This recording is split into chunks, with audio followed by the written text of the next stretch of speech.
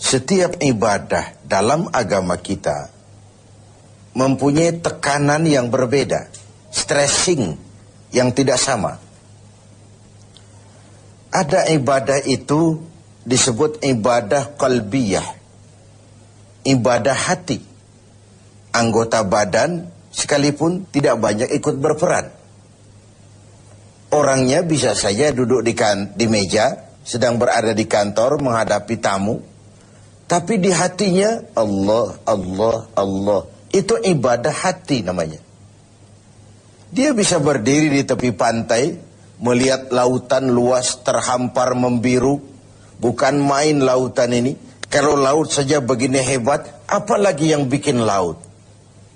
Wisata seperti itu berpahala.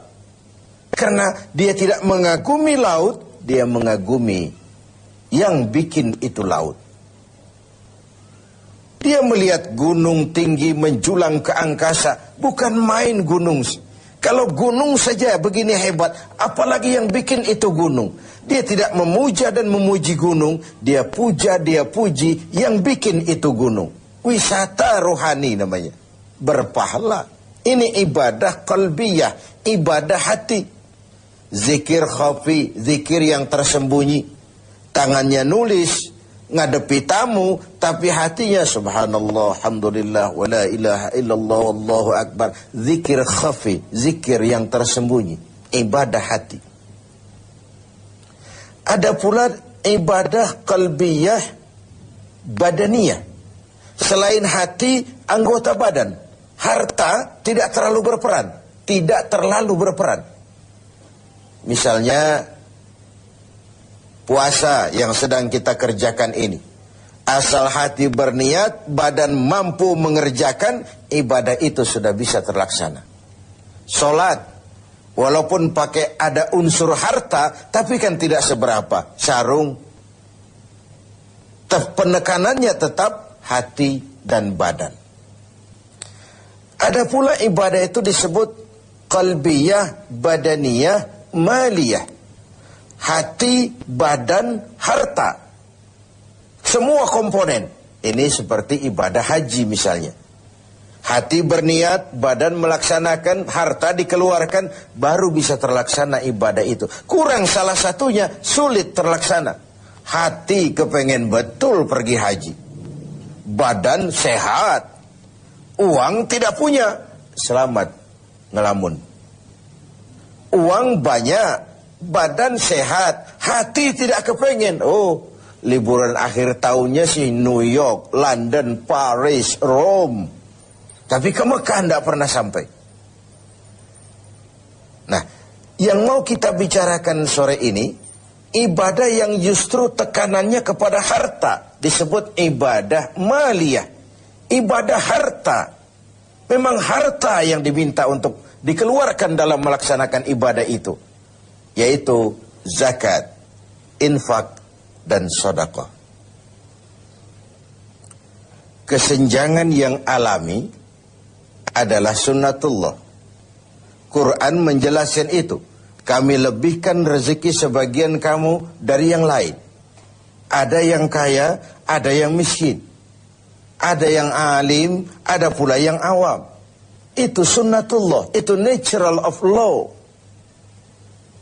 Kenapa kesenjangan kita permasalahkan? Karena kesenjangan yang terjadi, kesenjangan struktural.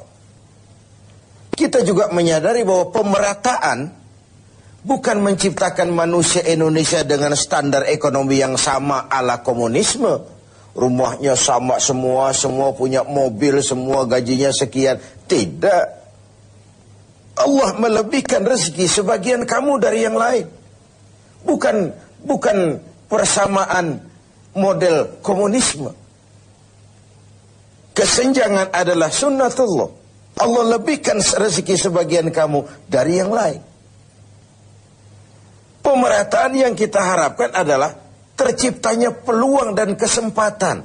Artinya kalau yang kaya bisa semakin kaya, kenapa yang miskin tidak bisa ikut naik jadi sedikit lebih maju? Yang sudah maju lebih maju lagi. Terbuka peluang untuk kesempatan adanya. Nah, untuk itu Islam memberikan tuntunan. Di dalam hartamu itu, walaupun dia hasil keringatmu, pergi pagi, pulang sore, peras keringat, banting tulang, bekerja, dengan segala kemampuan yang ada, di dalam hartamu itu, di sana ada hak yang lain. Ada hak bagi yang lain. Dan hak itu harus dikeluarkan. Dalam bentuk apa? Dalam bentuk zakat dengan hitungan yang tertentu untuk kelompok orang yang tertentu juga. Apa manfaatnya? Nabi bersabda, zakku amwalakum bizzakah. Bersihkan hartamu dengan zakat. Zakku amwalakum bizzakah. Bersihkan hartamu dengan zakat. Yang dimaksud di sini tentu kalau dalam harta yang kita cari itu bercampur dengan yang haram sedikit, ada yang tidak jelas sedikit, ada yang terkena syak, ragu-ragu sedikit, itu yang dibersihkan dengan zakat. Ada yang menggunakan dalil tadi secara salah. Kita korupsi saja, nanti kita zakatkan. Kan katanya Nabi, zakku amwalakum bizzakah. Bersihkan hartamu dengan zakat. Jadi kalau sudah kita zakatkan, bersih sudah. Itu kan politik money laundry. Dan itu tidak dikenal. Baju yang kita bersihkan itu, baju yang kena kotoran. Tapi kalau kotorannya sendiri, kan tidak bisa dibersihkan. Bagaimana mau mencuci najis? Yang dicuci, baju yang terkena najis. Najisnya sendiri, dicuci secara apapun, ya tetap najis namanya. Jadi tidak bisalah kita mengambil sesuatu dari yang haram, lalu kita zakatkan, lalu berdalih kepada ini sudah bersih karena sudah dizakatkan. Bukan itu. Nah, zakat fungsinya adalah membersihkan harta. Ibarat bangunan rumah, zakat itu semacam pintu, jendela, lubang angin, AC, kamar mandi, yang fungsinya membersihkan. Membersihkan harta kita kalau dia zakat mal. Membersihkan jiwa kita kalau dia zakat fitrah. Membersihkan tanam-tanaman kita kalau dia zakat zuru'. Membersihkan barang tambang kita kalau dia zakatul ma'adin. Dan seterusnya, dan seterusnya. Nah, kalau kita tidak laksanakan, tidak kita tunaikan, maka Allah akan mencabut keberkahan dari harta yang kita miliki itu. Untuk zakat memang ada haul, ukuran waktunya, dan nisab, ukuran dari jumlah yang harus dikeluarkannya. Terikat dia oleh haul dan nisab. Sedangkan infak tidak ada nisabnya, tidak ada ukuran berapa harus dikeluarkan. Tapi dia terikat oleh sebuah kondisi. Objek sedang berhasil, rezeki sedang lancar, atau mendapat sesuatu yang rezeki yang tidak disangka-sangka, infak. Sedekah tidak terikat apapun, anytime kita bisa melakukannya. Ini ketiganya, baik zakat, infak, sedekah, disebut ibadah maliyah, ibadah harta, ibadah yang memang tekanannya kepada harta itu.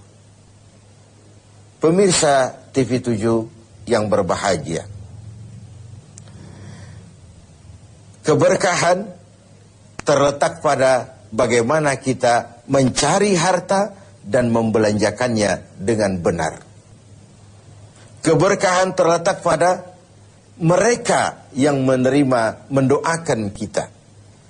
Bersyukurlah manusia kalau dia oleh Allah dijadikan berfungsi sebagai keran air yang menyimpan tapi tidak untuk dirinya, menyimpan tapi disalurkan kepada mereka yang memang memerlukannya.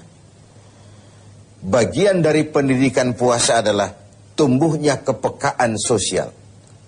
Kepekaan melahirkan kepedulian, dan kepedulian dibuktikan di minggu-minggu akhir Ramadan ini dengan kewajiban membayar zakat, infak, setidaknya sedekah. Nah, pada sisi lain, ketika ada ajaran untuk mengeluarkan zakat, ini kan sebenarnya sudah anjuran juga dari Islam. kau harus punya ekonomi yang kuat supaya kau bisa bayar zakat. Kau harus jadi berhasil, kau harus jadi orang mampu, kau harus mapan supaya kau bisa bayar itu zakat. Tangan di atas lebih baik daripada tangan di bawah. Memberi lebih baik daripada meminta. Walaupun kedua-duanya tentu kalau sama-sama ikhlasnya pun bukan hal yang hina. Pemirsa TV7 yang berbahagia. Ada kaidah lil wasail hukmul maqasid. Alat dan tujuan menduduki hukum yang sama. Kalau kita diperintahkan sholat dan menutup aurat lebih dahulu sebagai syarat sahnya sholat, kan kita disuruh sama dengan tidak langsung, kau harus punya industri tekstil, supaya haji kau bisa ihram, supaya sholat kau bisa pakai sarung, kau harus punya industri tekstil. Kau pergi haji kemana? Ke Mekah. Kau harus kuasai teknologi canggih, bikin pesawat, karena kau nggak mungkin berenang dari Indonesia ke Jeddah.